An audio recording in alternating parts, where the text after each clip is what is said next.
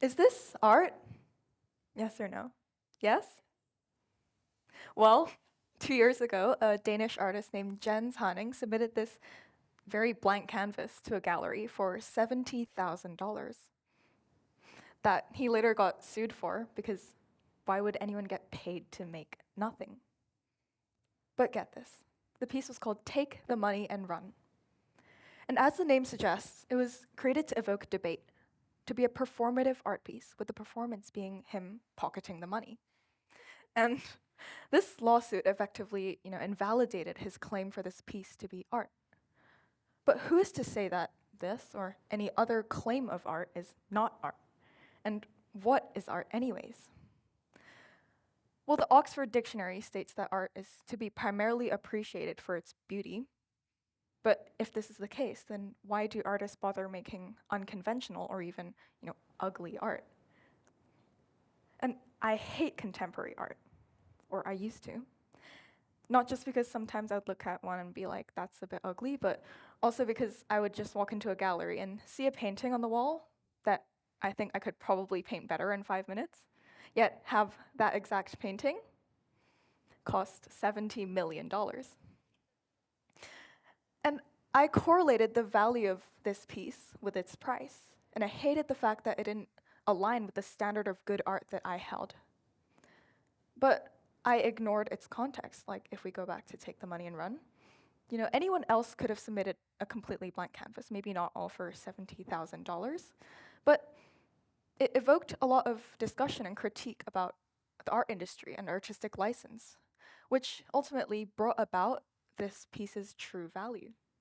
Because the value of art never lies purely within the artwork itself. And so I like to consider art the beauty of thought. And art is all about its ability to make us interpret. And good art should evoke nuanced thought and be something that can be discussed. But personally, good art is a fine balance between simplicity and complexity. Because art too simple doesn't excite me because I obviously can't extract meaning out of nothing. But art too complex and tangible, although as an art student, I'm in awe of highly technical art, it leaves no room for my imagination. But to you, good art may be something entirely different. So if art is such a fundamentally different thing to everyone, then how should we go about learning how to understand or appreciate art? Well, let's think of it this way. Art is the physical manifestation and byproduct of an artist's imagination. And whilst an artist's art is created when they make their physical artwork, our art as viewers is created when we interpret.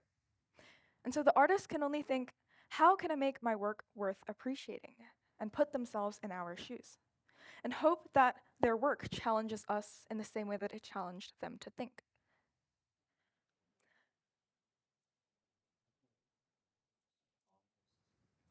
So artists and gallery curators, when they set up an exhibition, they can create an intentional environment where they try to extract the same interpretations out of you that they deem fit.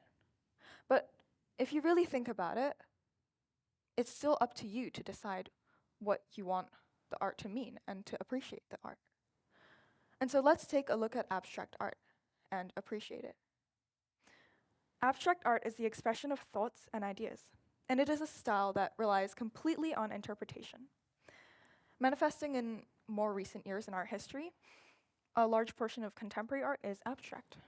And what I love about abstract art is that the seemingly random mess that it is actually the pure instinct of an artist.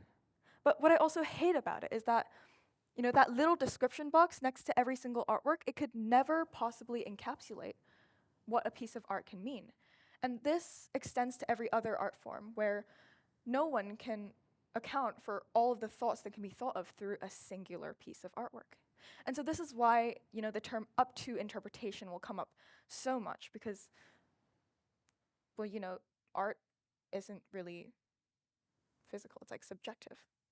But to understand this phrase better, let's use a metaphor and suppose we are all colorblind. We all see a combination of colors that are unique to us that may or may not overlap with others, but we couldn't ever possibly imagine a color that we cannot already see. And that color blindness, the range of colors that we see, are bounded by our personality, our experiences, preferences, etc. But because color is a spectrum, there's still infinite possibility as to what colors can be mixed, which is your interpretation. And so when an artist creates art, they create it in their own colors. But when we perceive it, we do so in our own colors, thus changing the character of the artwork completely.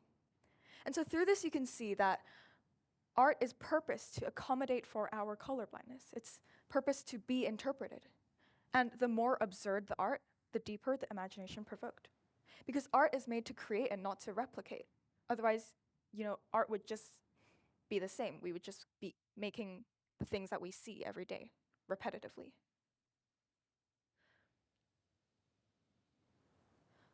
So conventional art is successful because they replicate realistic things.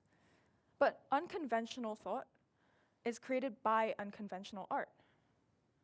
So isn't that more interesting? That's what I think brings about the juice of art. The fun, the unpredictability, and the wildness that can come with it. But when the time comes for us to choose a painting to hang up, say, on our bathroom wall, what comes with it inevitably is a price tag. And when art becomes a commodity, a luxury, and a status symbol, what also comes with it is exploitation, with art flipping, money laundering, tax evasion, etc., everything on the news. And that is what the controversy seems to be about, because we make excuses for less technical art. But what if we shifted the perspective a bit? What if technique was just another word for style? Technique doesn't define good art. And the type of technique and the extent that technique is used to express art is not a factor that should be put into considering whether or not art should be good, because technique doesn't define good art. It is its ability for art to connect that makes art effective. And I firmly believe that all art has the same potential to connect. But us as viewers, when we see a piece of artwork, or like multiple different pieces of artwork, obviously visually they're so different in that they require variously different approaches to understand and connect to, just like how listening to pop music is completely different to listening to classical music.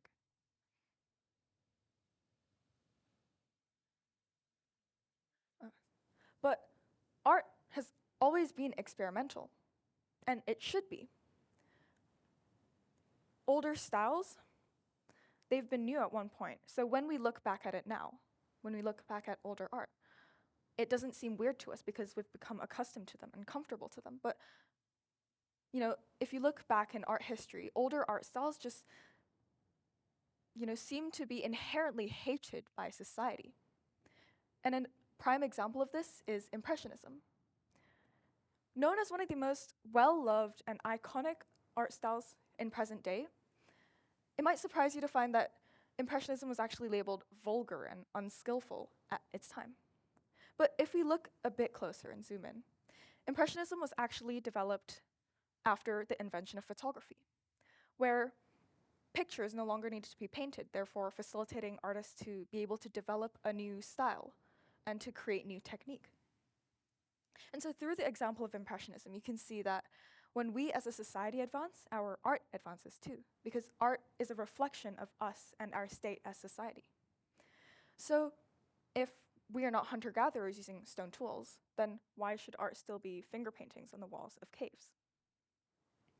So let's move to the forefront of modern progressive art in Hong Kong, the M+ Museum. And you may be no stranger to this display, the Civilization Pillar by Sun Yan and Peng Yu. And when I saw this piece in real life, not only was I struck by its 4-meter height, I couldn't quite make out what it was. And so naturally my eyes wandered to the description box to seek an answer. And it said, an orange 4-meter tall pillar made of wax and human fat stands. When I saw that, my face kind of twisted in disgust. I was like, that's really gross. But suddenly, a myriad of ideas ran through my head. Did the artist want me to react in grotesque? And why human fat? To convey human greed or the moral boundary within art? I digress.